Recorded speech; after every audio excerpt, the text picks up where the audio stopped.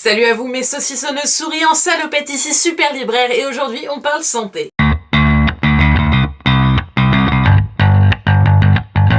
J'ai eu l'idée de cette vidéo après avoir lu Nos vies en l'air par Manon Fargeton, je ne sais pas comment ça se prononce mais je vais dire Fargeton, qui m'a été fournie par NetGalley contre une opinion honnête. Je n'ai absolument pas du tout aimé ce livre. Pas du tout. Et pourtant c'était bien parti.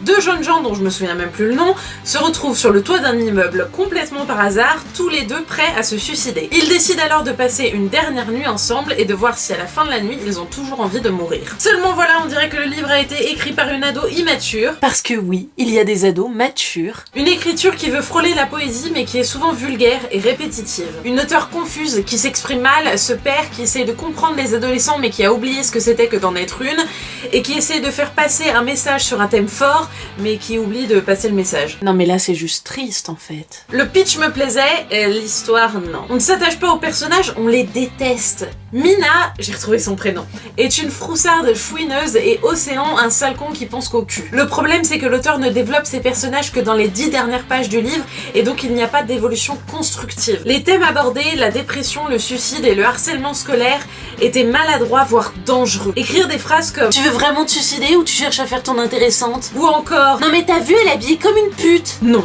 Juste non, je ne suis pas d'accord, je ne cautionne pas ce genre de phrase. Peut-être que c'est la réalité et si je suis objective, c'est même réaliste. Mais le but de la littérature, c'est de montrer aux jeunes gens qui vont lire ce livre que ce genre de phrase est inacceptable. Seulement l'auteur ne les explique pas, elles sont jetées comme ça sans conséquence. Or, un écrivain, il se doit de changer les choses et les mentalités, pas d'enfoncer le clou. Ne lisez pas ce livre, ne l'achetez pas, ne le lisez pas, il y a tellement de bons livres sur le même thème et je vais vous le prouver. Voici mon top 5 des meilleurs livres sur la dépression et le suicide. Ça va être joyeux. Numéro 1. Vous parlez de ça de Laurie Halse Anderson nous raconte l'histoire de Melinda qui vient de rentrer au lycée. L'été précédent la rentrée, elle a appelé les flics lors d'une fête où il y avait de l'alcool, sans expliquer pourquoi. Depuis, tout le monde la déteste et c'est devenu la paria du lycée. Si seulement elle pouvait leur faire comprendre, mais Melinda ne peut plus parler et surtout, elle ne peut pas parler de ça. Ce livre est absolument magnifique. C'est un des premiers livres que j'ai lu qui traite de thèmes forts comme la dépression ou le stress post-traumatique et il m'a véritablement marqué. La façon dont les sujets sont traités est absolument unique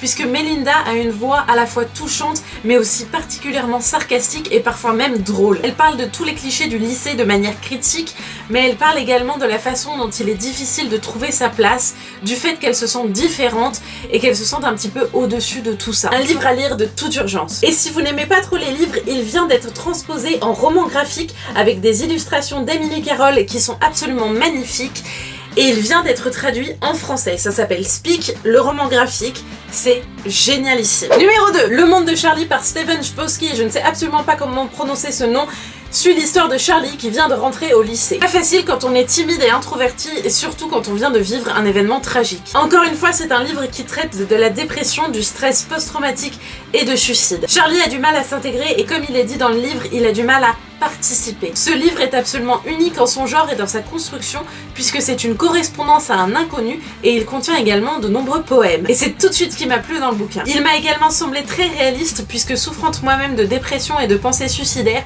je me suis beaucoup reconnue dans le personnage de Charlie. Au passage, l'adaptation cinématographique dont vous voyez l'affiche ici est particulièrement bonne, comme on en voit rarement. Numéro 3. Le vide de nos cœurs de Jasmine Warga, dont je ne sais absolument pas comment prononcer le nom et dont je n'ai que la version anglaise, a un petit peu le même concept que Nos vies en l'air, mais en vachement mieux. En vachement mieux. Deux personnages décident de se rencontrer à travers une application qui permet aux gens de se suicider ensemble afin d'avoir plus de courage et de ne pas se défiler. Et c'est comme ça que nos persos principaux apprennent à se connaître et peut-être à aimer un peu la vie. Il est absolument impossible que ce livre ait été écrit par quelqu'un qui ne connaît pas la dépression tant il est réaliste. Je me suis reconnue dans chaque mot de chaque page, dans chaque parole des personnages et dans leur souffrance. L'écriture est belle, mais elle est dure. La seule chose qui m'a déçue était la fin, mais le livre est tellement fort que je l'ai très vite oublié. Numéro 4. Hell de Lolita Peel suit l'histoire de Hell, donc une jeune fille de 18 ans complètement désabusée, suivie par ses démons et des pensées suicidaires constantes. Jusqu'au jour où elle rencontre Andrea, son double masculin. Ils Ils vont s'aimer et se détruire à la fois. Comment parler de ce livre?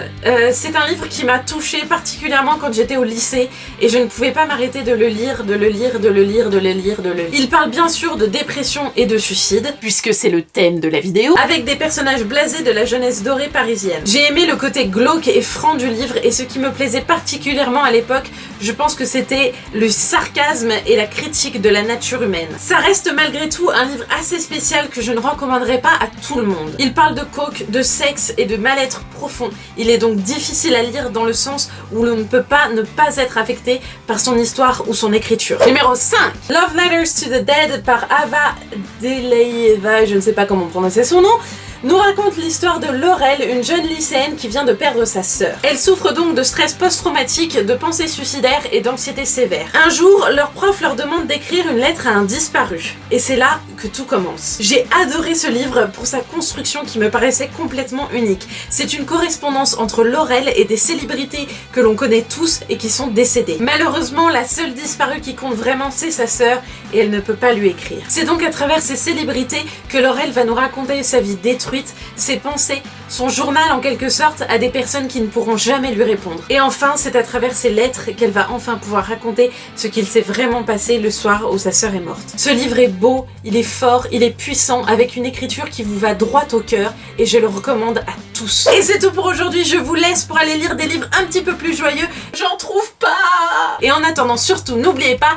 culturez-vous!